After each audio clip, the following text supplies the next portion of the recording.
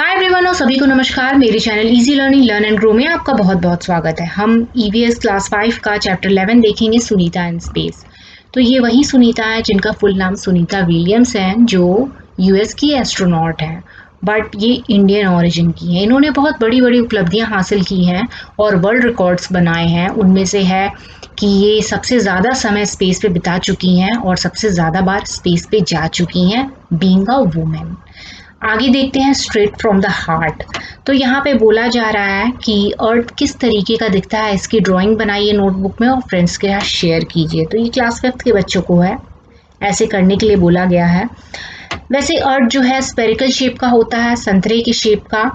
और आगे हम और भी चीज़ें पढ़ेंगे अर्थ के बारे में, सुनीता विलियम्स से रिलेटेड है तो स्पेस के बारे में हम पढ़ेंगे, और जो अर्थ है वो स्पेस का ही एक पार्ट है तो उसके बारे में पढ़ेंगे। इम्पॉर्टेंटली अर्थ पे हम रहते हैं तो इसका महत्व बढ़ जाता है। दो बच्चे आपस में बात करते होते हैं, ग्लोब देखते देखते देखते हैं उनकी बातें।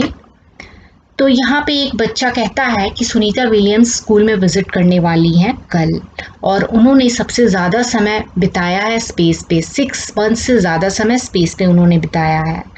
तो दूसरा बच्चा ग्लोब पे देखता है और कहता है यहाँ अमेरिका है, यहाँ अफ्रीका है, स्पेस कहाँ है। तो जो बच्ची है वो कहती है कि जो स्काई है, स्टार्स है, सन मून, ये सारे स्पेस है। इनफैक्ट जो अर्थ है वो भी स्पेस का एक पार्ट है। तो दूसरा बच्चा कहता है हाँ मुझे पता है, सुनीता विलियम्स जो है वो स्पेसशिप पे जा चुकी हैं, मैंने उन्हें टीवी पे देखा है और वो स्पेस से अर्थ को देखी हैं और फोटोज भी शेयर हुए हैं इससे रिलेटेड। तो वो बच्ची कहती है कि जो अर्थ है वो स्पेस से इसी तरीके का दिखता है जैसा ग्लोब है। अगर हमारा अर्थ ग्लोब की तरह दिखता है तो हम कहाँ हैं, वो पेन लेके उसको डिनोट करती है और पूछती है। तो वो पेन लेती है और कहती है कि हम यहाँ हैं और यहाँ पे इंडिया है। तो अगर आप अच्छे से देखेंगे ग्लोब पे तो हमें इजीली दिख जाएगा कॉन्टिनेंट्स 7 हैं और उन कॉन्टिनेंट्स में अलग अलग कंट्रीज़ हैं। जैसे इंडिया जो है वो एशिया कॉन्टिनेंट के अंदर आ गया और इंडिया का बहुत अच्छे से नक्शे में दिया हुआ है, तो ये हम ग्लोब पे देख पाएंगे। आगे भी अभी हम आगे पेज में देखेंगे, ग्लोब की भी तस्वीर है, वैसे ऊपर भी थी, वो ज़्यादा क्लियर नहीं थी, हम नीचे जाएंगे तो देखेंगे और इंडिया को हम इजीली रिकॉग्नाइज कर लेंगे। तो यहाँ पे आगे है कि अगर अर्थ गोल है या ग्लोब जो है वो स्पेरिकल है तो हम गिरते क्यों नहीं हैं। अब आगे में है कि अर्थ के बारे में अंडरस्टैंडिंग बढ़ाने के लिए बोला गया है टीचर्स को कि बच्चों के में अंडरस्टैंडिंग बढ़ाएं और वो अर्थ का क्या शेप होता है वो बच्चे एक्सप्रेस करें, खुद से आइडियाज़ निकालें और उन्हें डायरेक्टली, ऐसा ज़रूरी नहीं है कि हम डायरेक्टली बताएं कि ये स्पेरिकल शेप का होता है या गोल सा होता है, पहले हम उनके आइडियाज़ को सुन सकते हैं।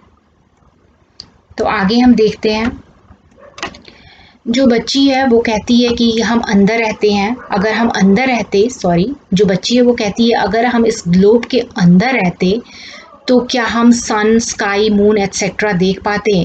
तो डेफिनेटली हम ग्लोब के ऊपर हैं और जो सीज़ हैं, जो समुद्र हैं, ओशंस हैं, वो भी ग्लोब के ऊपर ही होगा। तो जैसा कि हम देख रहे हैं यहाँ बहुत अच्छे तरीके से कंट्रीज़ के नेम लिखे हुए हैं। अगर हम एक तरफ देखें तो हमें इंडिया भी दिख जाएगा, जैसे यहाँ रशिया दिख रहा है। आगे देखते हैं, अब जो बच्चा है वो लोअर मोस्ट पॉइंट को दिखा के कहता है कि यहाँ पे शायद कोई नहीं रहता हो, लेकिन जो दूसरा बच्चा है वो कहता है नहीं, कुछ लोग यहाँ रहते हैं, जैसे ब्राज़ीलियन रहते हैं, अर्जेंटीना के रहने वाले लोग रहते हैं, तो ब्राज़ील और अर्जेंटीना वहाँ पे है। तो दूसरा बच्चा कहता है क्या दोनों जो जो नीचे रहने वाले लोग हैं, ब्राज़ील और अर्जेंटीना वाले, क्या वो उल्टे रहते हैं, वो लोग गिरते नहीं हैं। क्योंकि इन्हें ऐसा लग रहा है कि यहाँ पे लोग जब सीधे खड़े रहते हैं तो नीचे में तो उल्टे रहेंगे और डेफिनेटली अगर उल्टे रहेंगे तो वो गिर जाएंगे। इस तरीके से वो लोग आपस में बातें कर रहे हैं। तो यहाँ पे जो दूसरी बच्ची है वो बोलती है हाँ ये बहुत नई बात है और जो ब्लू पार्ट है ये सी का है, ये समुद्र है और समुद्र भी नहीं गिरता है।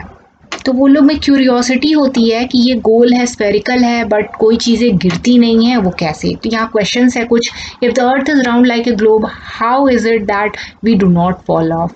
तो यहाँ पे जो आंसर होगा, due to the gravitational force which is working on earth. तो जो अर्थ के पास है वो सेंटर ऑफ ग्रेविटी है, उसी ग्रेविटी के कारण चीज़ें उसके पास आती हैं, पुल रहती हैं, वो कोई चीज़ गिरती नहीं है। तो ग्रेविटेशनल फोर्स इसका आंसर होगा। Do the people in Argentina stand upright down? No, वो लोग अपराइट डाउन नहीं होते हैं, वो लोग अपसाइड डाउन नहीं होते हैं, अपराइट होते हैं, वो लोग भी अपराइट होते हैं। हाँ, ये बात अलग है कि जो इंडिया है कंपैरेटिवली अर्जेंटीना और ब्राज़ील के, दोनों एक दूसरे से उल्टे हैं, बट अपने आप में वो लोग अपराइट हैं। आगे हम देखते हैं टॉकिंग विद सुनीता। तो यहाँ सुनीता विलियम्स की भूमिका देखने मिलेंगी, शायद बच्चे उनसे बात कर रहे होते हैं। जब सुनीता विलियम्स इंडिया आई थी, बहुत सारे बच्चे, जिनमें से ये दो भी बच्चे थे जो आपस में बात कर रहे हैं, उनसे मिलने का मौका मिला था। तो यहाँ पे एक नोट है, टीचर्स नोट है। यहाँ पे टीचर जो चिल्ड्रन हैं, अगर हम टीचर हों तो डेफिनेटली ये चिल्ड्रन को बताएं कल्पना चावला के बारे में भी, कि वो भी स्पेस पे जा चुकी हैं।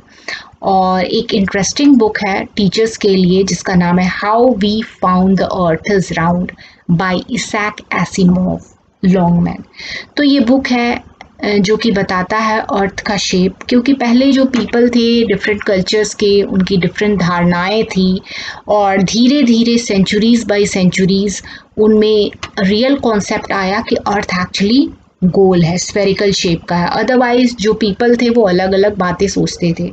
तो यही अगर चिल्ड्रन को आइडियाज़ पूछे जाएं कि अर्थ किस शेप का है, तो वो लोग शायद वो थॉट्स बताएंगे जो उनके मन में आएगा, क्योंकि ज़रूरी नहीं है उनको अभी पता है कि वो स्फेरिकल शेप का है। और यहाँ वही बात बोली जा रही है कि जैसे कोई सर्कल शेप में, स्फेरिकल शेप में कोई ऊपर कोई नीचे नहीं होता, उसी तरीके से अर्थ में कोई ऊपर कोई नीचे नहीं होता। हाँ, एक दूसरे की तुलना में ऊपर नीचे, या एक दूसरे की तुलना में वो लोग का लोकेशन लोकेट किया जा सकता है। अब यहाँ जो सुनीता विलियम्स हैं, अपने फ्रेंड कल्पना चावला की ड्रीम को फुलफिल करने के लिए इंडिया में आती हैं और बच्चों से मिलती हैं।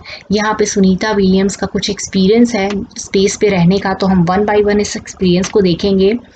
यहाँ पे बोला जा रहा है कि हम स्पेस पे, अकॉर्डिंग टू सुनीता विलियम्स, वो अपने स्पेस के एक्सपीरियंस को बताती हैं कि वो बैठ नहीं पाते हैं एक जगह पे, वो लोग फ्लोट करते रहते हैं, क्योंकि स्पेसशिप में ग्रेविटेशनल फोर्स नहीं है, वो उनको अपनी तरफ नहीं खींचता है। यहाँ पे जो वाटर है वो भी एक जगह पे नहीं रहता है। जैसे हम पृथ्वी पे देखेंगे, पानी हम बकेट में भी रख सकते हैं, ग्लास में भी रख सकते हैं, या किसी टम्बलर में रख सकते हैं, लेकिन यहाँ पे पानी फ्लोट करता है और ब्लॉब्स के फॉर्म में रहता है, मतलब ड्रॉपलेट्स के फॉर्म में रहता है। तो अगर उन्हें वॉश करना हो फेस या हैंड, तो उन्हें उस ड्रॉपलेट्स को कैच करना होता है, और पेपर को भिंगा के वो फेस वॉश या हैंड वॉश करते हैं। यहाँ पे डिफरेंट तरीके से वो लोग खाते भी हैं, इसमें भी उनका एक रियल फन है, क्योंकि डाइनिंग टेबल पे वो लोग फ्लोट करते रहते हैं, और फूड्स पैकेट्स हैं वो भी फ्लोट करते रहते हैं। तो वो सब कैच करने के लिए उन्हें एक डिफरेंट फन आता है, और थोड़ा डिफ़िकल्टी भी होती है। तो दोनों वे में हम सोच सकते हैं। नेक्स्ट है, स्पेस में कॉम करने की ज़रूरत नहीं पड़ती, क्योंकि उनके हेयर खड़े रहते हैं, और जो स्पेस पे वो लोग वॉक नहीं कर सकते हैं, वो फ्लोट करते रहते हैं। उन्हें छोटी छोटी चीज़ें करने के लिए डिफरेंट तरीके से काम करना पड़ता है।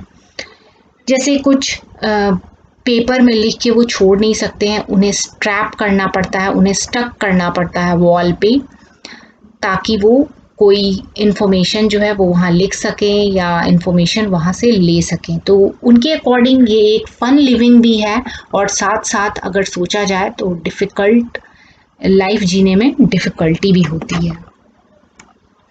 कुछ क्वेश्चंस देख लेते हैं। Can you think why Sunita's hair was standing? तो अगेन ग्रेविटेशनल फोर्स ही इसका आंसर होगा, क्योंकि सुनीता हेयर वहाँ जो स्पेस है, स्पेसशिप है, वो स्पेस में है और वहाँ पे ग्रेविटी नहीं है।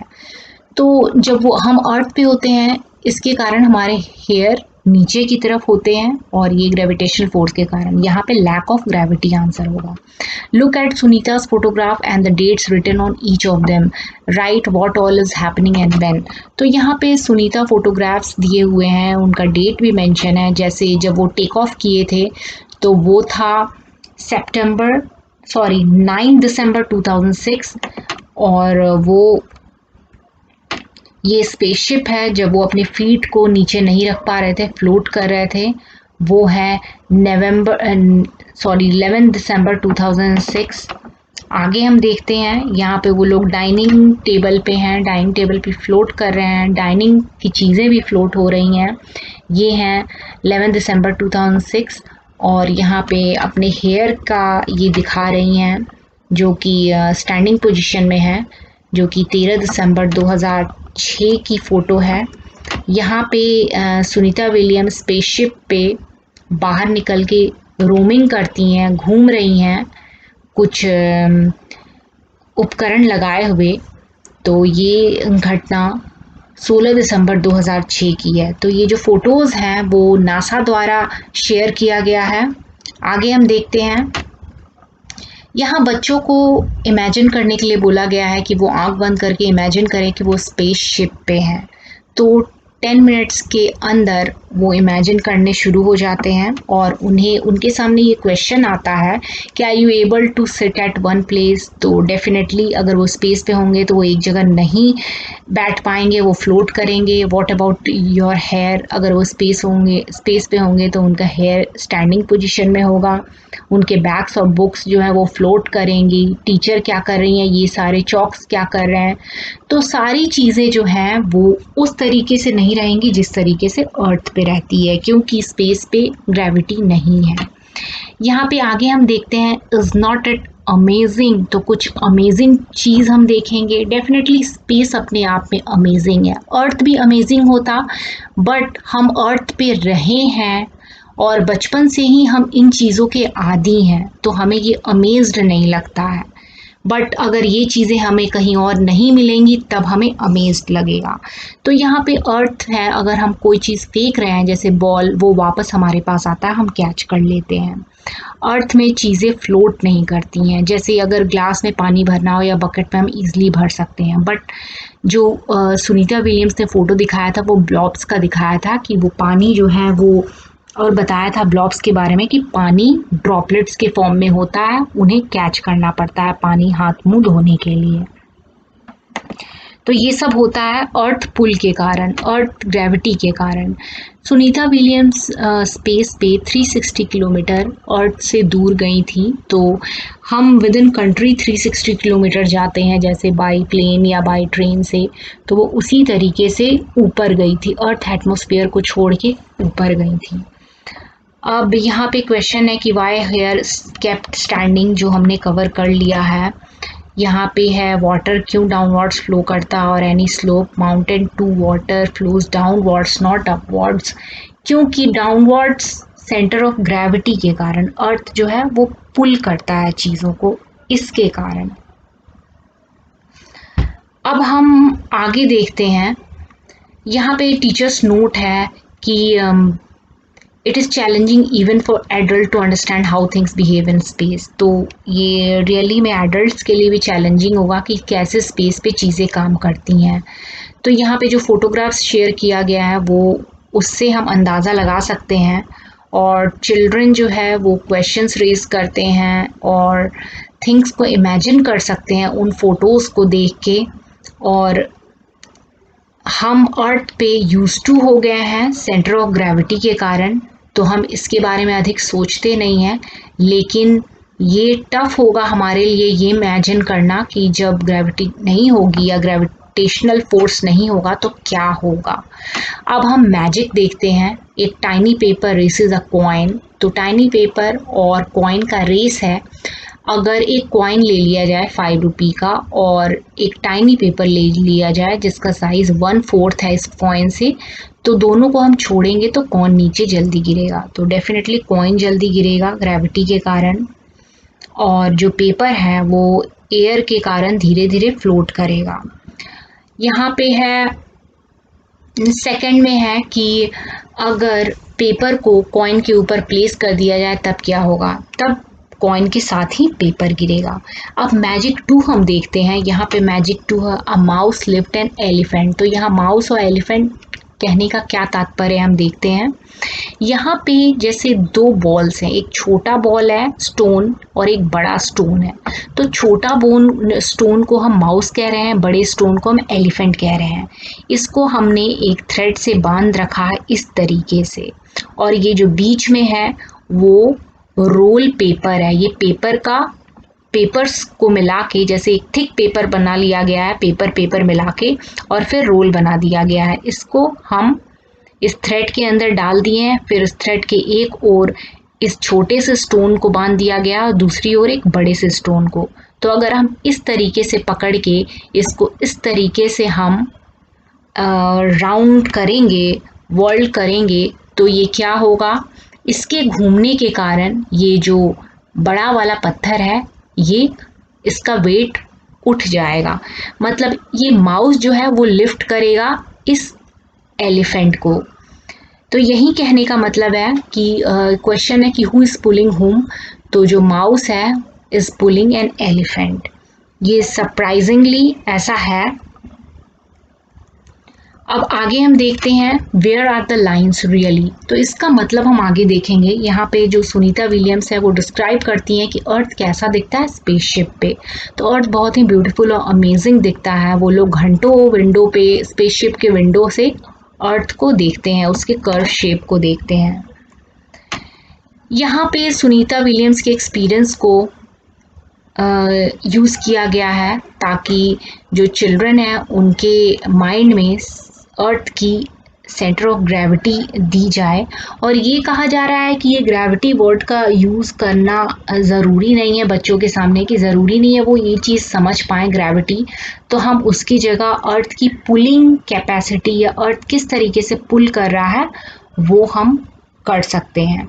तो यहाँ पे बोला गया है जैसे ये मैजिकल है कि टाइनी पेपर जो है falls with the same coin at the same time.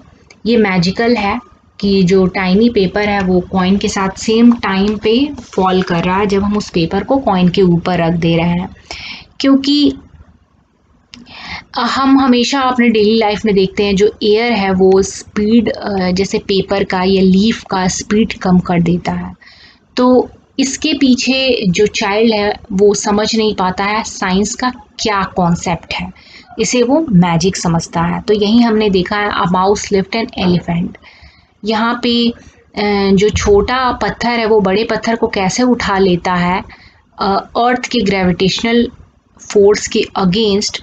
तो यहाँ पे जो है वो सुनीता विलियम्स स्पेसशिप है वो या ये एक्सपीरियंस नहीं फील कर पा रहा है कि अर्थ किस तरीके से पुल कर रहा है, क्योंकि वो लोग अर्थ के आजू बाजू हैं। मतलब और जो उनका स्पेसशिप है वो उसके अर्थ के अराउंड चल रहा है, वो रिवॉल्व कर रहा है अर्थ के अराउंड। वो अर्थ एटमॉस्फेयर में नहीं है जहाँ की ग्रेविटेशनल फोर्स काम करे। आगे हम देखते हैं कि यहाँ पे जो फोटोग्राफ्स है वो स्पेसशिप से लिया गया है, और यहाँ पे हम देख सकते हैं ये इंडिया शो हो रहा है और ये श्रीलंका शो हो रहा है। तो 1000 ईयर्स अगो जो पीपल हैं वो केवल इमेजिन करते थे, उनके पास ऐसा कॉन्सेप्ट नहीं था और फोटोज़ नहीं थे। इनफैक्ट वो मतलब ये उनकी कल्पना के परे था कि अर्थ कैसा होगा। बट धीरे धीरे साइंस की तरक्की के बाद उन्हें ये पता चला जो अर्थ है वो राउंड शेप का है। आगे क्वेश्चन देख लेते हैं, कैन यू सी इंडिया। यहाँ पे आप इंडिया देख सकते हैं। तो हमने इस ग्लोब में इंडिया देख सकते हैं बट काफ़ी ब्लर विजन है, हम क्लियरली नहीं देख सकते हैं। यहाँ क्या हम दूसरे स्पेस को या दूसरे प्लेस को रिकॉग्नाइज कर सकते हैं? तो हम ये अगर ग्रीनरी एरिया है तो हम कह सकते हैं ये लैंड एरिया होगा और जो वाटरी एरिया है वो ब्लू कलर का होगा। वेयर इज़ द सी, जो वाटरी एरिया है, सी वाला एरिया है वो ब्लू कलर का है। यहाँ पे बोला जा रहा है कि क्या आप कोई सिमिलैरिटी बता सकते हैं ग्लोब और इस पिक्चर में, ग्लोब और एक्चुअल पिक्चर अर्थ का, उसमें क्या सिमिलैरिटी और डिफरेंस क्या है? तो हम सिमिलैरिटी यही बता सकते हैं कि ग्लोब और अर्थ में दोनों में सिमिलर ये है कि वहाँ भी सी ब्लू कलर की दिखती है, यहाँ भी सी ब्लू है, और लैंड एरिया को ग्रीन कलर का दिखाया जाता है और एक्चुअल में भी जो फोटो में है वो लैंड एरिया ग्रीन कलर का है। बट डिफरेंस ये है कि ग्लोब जो है वो कॉन्टिनेंट्स को डिवाइड करता है, कंट्रीज को डिवाइड कर रखा है, और स्टेट्स इनफैक्ट हम देखते हैं स्टेट का डिवीजन, बट हम फोटोग्राफ्स में ऐसा डिवीजन नहीं देखते हैं। तो यहाँ पे बोला जा रहा है कि आप क्या सोचते हो जो सुनीता विलियम्स है वो क्या समझ पा रही थी कौन सा पाकिस्तान है, कौन सा नेपाल बर्मा है उस फोटो से, दूर से ही? तो ऐसा पॉसिबल नहीं है, ये केवल मैप या ग्लोब में ही पॉसिबल है, रियल पिक्चर में पॉसिबल नहीं है। तो यहाँ पे ग्लोब को देखने की बात की जा रही है, उससे रिलेटेड आपस में क्वेश्चंस चल रहे हैं। तो बच्चों से ये पूछा जा रहा है कैन यू फाइंड इंडिया, हम ग्लोब पे इजीली फाइंड कर सकते हैं India. Where all you do find the sea, तो सी वो एरिया जो ब्लू है। Which country can you see, तो हम सारी कंट्रीज देख सकते हैं जो हम देखना चाहें, कॉन्टिनेंट्स हम देख सकते हैं जैसे England, Australia, Pakistan, Bangladesh, south Africa, Nepal, Bhutan, Verma etcetera हम देख सकते हैं। वो सारी कंट्रीज हम देख सकते हैं जिनके साथ इंडिया क्रिकेट मैच भी खेलता है, ये सारी कंट्रीज, जी हाँ। What else can you see on the globe, तो इसके अलावा हम क्या देख सकते हैं? इनके अलावा हम स्टेट्स देख सकते हैं, कंट्रीज के कौन कौन से स्टेट्स हैं, ये सारी चीज़ों को हम देख सकते हैं। मतलब हम लाइंस देख सकते हैं ग्लोब पे या मैप पे, बट ये लाइंस हमें रियल पिक्चर में नहीं दिखेगी, या फिर जब हम स्पेस पे जाके देखना चाहें तो वो चीज़ नहीं दिखेगा। अब ये दोनों बच्चे हैं वो डिफरेंट कंट्रीज देखते हैं ग्लोब पे, और यहाँ पे जो बच्ची है वो कहती है कि लाइंस हैं डिफरेंट कंट्रीज के बीच में ग्लोब पे, क्या ये लाइंस हैं अर्थ पे? तो एक्चुअली में अर्थ पे ये लाइंस नहीं है। यहाँ पे मैप में भी लाइन है, देयर आर, ये लाइंस जो है मैप में है, और डिफरेंट स्टेट्स के भी बीच में लाइन है, लेकिन एक्चुअली में हमें ये लाइंस नहीं दिखेगा। जैसे हम दिल्ली से राजस्थान जाएंगे या कहीं से कहीं जाएंगे तो वो लाइंस हमें एक्चुअली में नहीं दिखेगा। आगे है look at the map of your country and tell, तो हमें अपना कंट्री का मैप देखना है और बताना है। Can you find the state in which you live, right it's name on the map, तो हम देख सकते हैं, जैसे हम दिल्ली का एग्जाम्पल लें तो दिल्ली यूनियन टेरिटरी हम देख सकते हैं कि वो कहाँ है, और उसको हम मैप पे भी लोकेट कर सकते हैं। जैसे मैप पे हम इंडिया देखेंगे और इंडिया के नर्दर्न पार्ट में दिल्ली हमें दिख जाएगा, नर्दर्न से थोड़ा सा नीचे की ओर जाएंगे तो दिल्ली हमें दिख जाएगा। यहाँ पे बोल रहा है which are the states next to the state you live in, तो दिल्ली के पास हम कह सकते हैं दिल्ली के पास है उत्तर प्रदेश है, हरियाणा है, पंजाब भी है पास में ही, तो ये सारे स्टेट्स जो हैं वो आसपास हैं। यहाँ बोला जा रहा है have you been to any other state, तो डेफिनेटली अगर कोई एक स्टेट में रहा है तो उनके दादी नानी का घर या नाना का घर या किसी रिलेटिव का घर दूसरे स्टेट में होगा, वो लोग विजिट करते हैं जैसा कि हम करते हैं। यहाँ पे बोल रहा है, शमीर बोल रहा है कि लाइंस जो है वो स्टेट के ग्राउंड्स में हैं, क्या आप सोचते हैं? तो रियलिटी में लाइंस नहीं है, लाइंस केवल मैप पे हैं और ग्लोब पे है, एक्चुअल में नहीं है।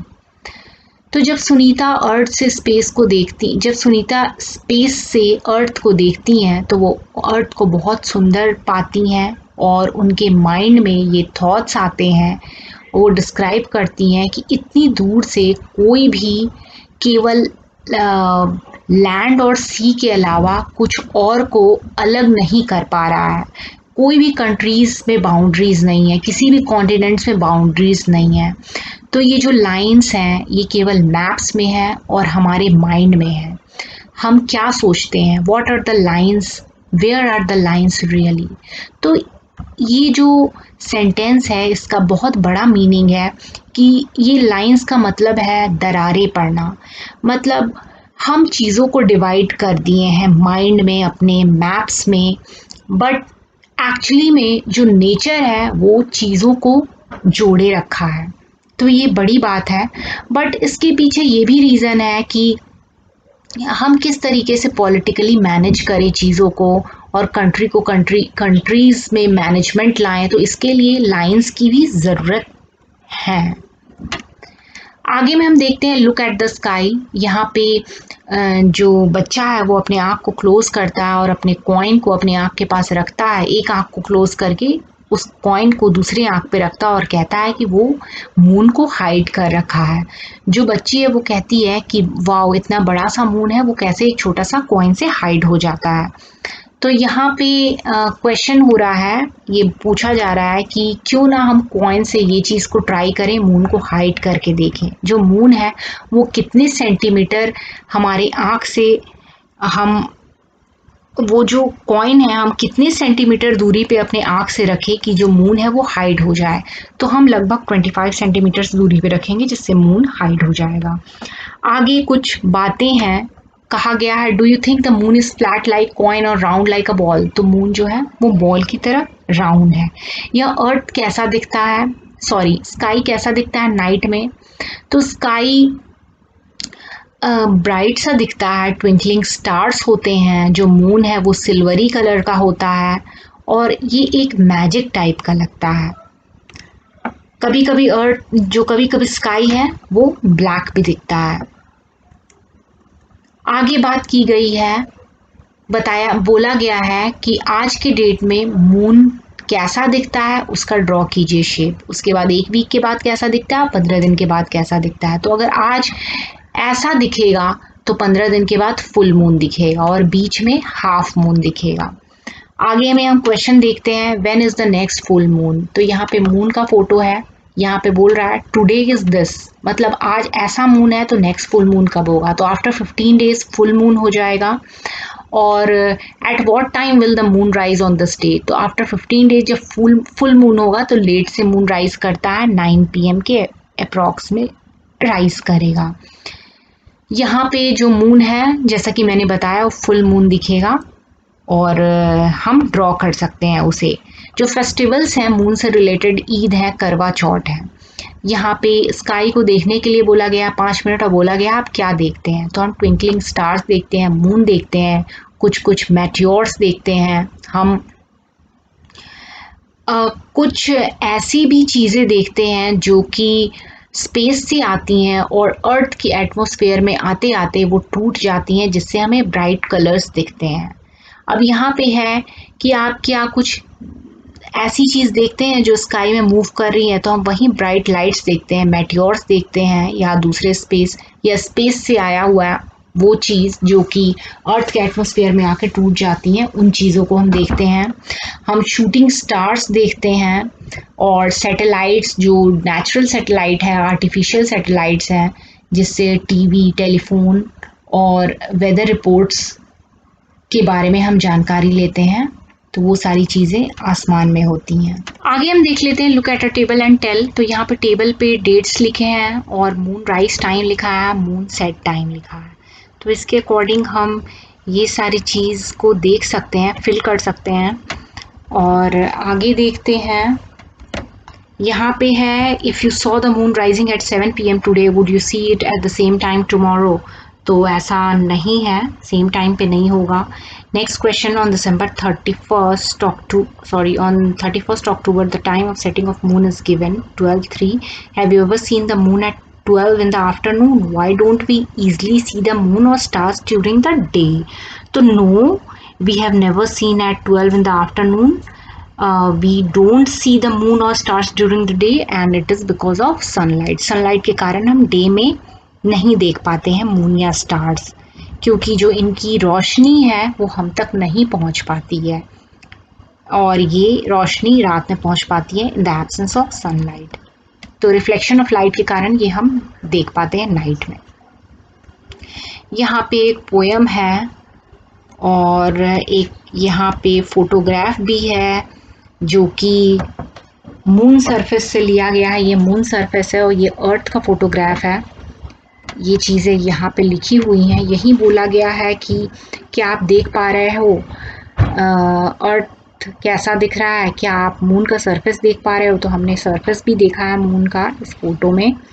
और इसको देख के आपके मन में क्या क्वेश्चंस आ रहे हैं, उन क्वेश्चंस को डिस्कस कीजिए। तो बहुत सारे क्वेश्चंस आ सकते हैं कि किसने ये पिक्चर लिया है, या मून पे कोई लाइफ है, और क्या हम डिफरेंट कंट्रीज़ देख सकते हैं अर्थ का अगर हम मून पे रहें तो ये सारे क्वेश्चंस अराइज होते हैं। या यहाँ पे पॉसिबिलिटी है किसी भी टाइप की लाइफ की। तो ये सारे क्वेश्चंस अभी भी लोग सर्च कर रहे हैं, लाइफ है या मून पे लाइफ की पॉसिबिलिटी है या नहीं। तो हमारे मन में भी ऐसा क्वेश्चंस आते हैं। तो यहाँ पे टीचर्स नोट है। यहाँ पे लिखा हुआ है कि नाइट स्काई को सभी देखना एंजॉय करते हैं, चिल्ड्रन और एडल्ट दोनों ही। जो चिल्ड्रन हैं उनको ये हेल्प किया जाए कि क्या डिफरेंस होता है स्टार में, शूटिंग स्टार में और सैटेलाइट में। तो हम कह सकते हैं कि जो स्काई में कुछ चीज़ मूव करता है वो मेटियोराइट होता है, और जिसे हम उसी को हम शूटिंग स्टार भी कहते हैं।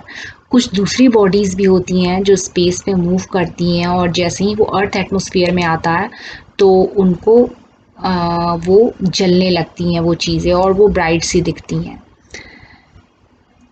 जो स्टार्स हैं वो डिफरेंट होते हैं, और सैटेलाइट जो होता है वो एक नेचुरल सैटेलाइट भी होता है, आर्टिफिशियल भी होता है। सैटेलाइट्स के कारण ही हम टीवी देखते हैं, या फोटोग्राफ्स जो कि ऐसे जगह पे फोटोग्राफ्स जहाँ पे लेना पॉसिबल नहीं है तो वो सैटेलाइट्स के थ्रू हम ले सकते हैं।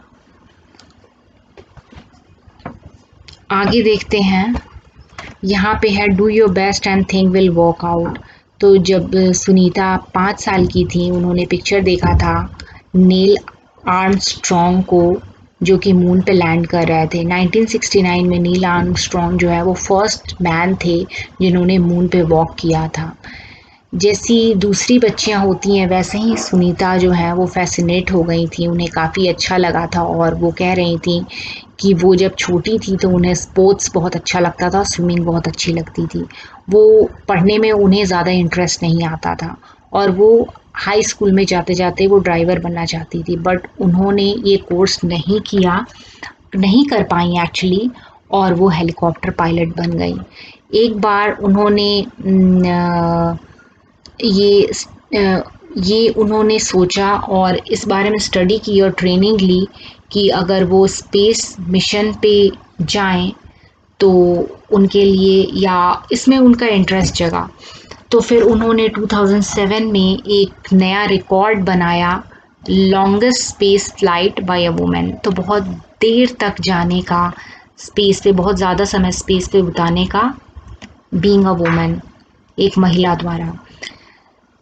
तो जो सुनीता है वो एग्जाम्पल्स देती हैं, अपना खुद का एग्जाम्पल देती हैं चिल्ड्रन को कि अगर आप कुछ करना चाहते हैं बट अगर आपको कुछ और चीज़ करने मिलता है तब भी आप उस चीज़ को मत छोड़िए, मतलब आप निराश मत होइए, अपना बेस्ट कीजिए और definitely thing will work out. तो चीज़ें काम करेंगी। यहाँ पे अगर कुछ आपको अच्छा नहीं लग रहा है और सपोज़ आप कुछ करना चाह रहे हैं बट आप वो नहीं कर पाए, किसी और चीज़ में इन्वॉल्व है, तो जिस चीज़ में आप इन्वॉल्व हैं या फिर जो चीज़ करना चाह रहे हैं उस चीज़ में लगे रहिए। जो भी काम कीजिए ड्यू डिलिजेंटली कीजिए, मन लगा के कीजिए, डेफिनेटली आपको सक्सेस मिलेगा, कहने का ये मतलब है। तो जब किसी चाइल्ड ने सुनीता से पूछा कि वो क्या बनना चाहती हैं फ्यूचर में, तो उन्होंने आंसर किया कि वो स्कूल टीचर बनना चाहती हैं, क्योंकि वो चिल्ड्रन को बताना चाहती हैं कि कैसे साइंस और मैथ्स जो हैं वो क्लोजली इंटरलिंक्ड हैं और हमारे लाइफ से कैसे जुड़े हुए हैं। तो हमने क्या क्या सीखा इस चैप्टर में कि जो बच्चे हैं वो स्लाइड पे डाउन साइड क्यों मूव करते हैं, अप साइड क्यों नहीं करते हैं। और if the slide were in the space craft, Sunita के स्पेस क्राफ्ट में ये स्लाइड रहते तो क्या बच्चे स्लाइड कर पाते इसी वे में। तो डेफिनेटली वहाँ पे तो ग्रेविटी नहीं है, तो इस तरीके से स्लाइड नहीं कर पाते, वो फ्लोट करते रहते। Why do we see stars mostly at night? तो हम स्टार्स को क्यों देखते हैं नाइट में? हम स्टार्स को इसलिए देखते हैं क्योंकि वहाँ पे उस टाइम सनलाइट नहीं रहता है, तो the light coming from the stars can reach us and we are able to see them. तो हम देखते हैं रिफ्लेक्शन के कारण, जो स्टार्स में रिफ्लेक्शन ऑफ लाइट होती है उसके कारण हम देख सकते हैं, और सनलाइट के एब्सेंस में ये हम कर पाते हैं। यहाँ पे looking at the earth from space, Sunita said different countries can not be seen as separate from here. These lines are on paper. They are made by us. Why do you understand? What do you understand by this? तो ये हमने पढ़ रखा है already कि इससे हम क्या समझते हैं। इससे मतलब यही है कि जो लैंड है वो डिफरेंट कंट्रीज में डिवाइडेड है पेपर्स में, और ये एक्चुअली हमारे माइंड में है। ऐसा कोई भी डिफ्रेंसिएशन रियलिटी में नहीं है। जो अर्थ है एक इंटैक्ट है, जो कि हम देख सकते हैं स्पेस से। अर्थ जो है वो डिफरेंट दिखता है, बट चीज़ों को वर्कआउट करने के लिए या मैनेजमेंट प्रोस्पेक्टिव से ये हम करते हैं। तो आई होप कि ये वीडियो आपको अच्छा लगा होगा और बहुत सारी बातें समझ में आई होंगी। Thank you so much for watching. Learn कीजिए, नॉलेज गेन कीजिए और इसी तरीके से नॉलेज स्प्रेड कीजिए। Thank you so much.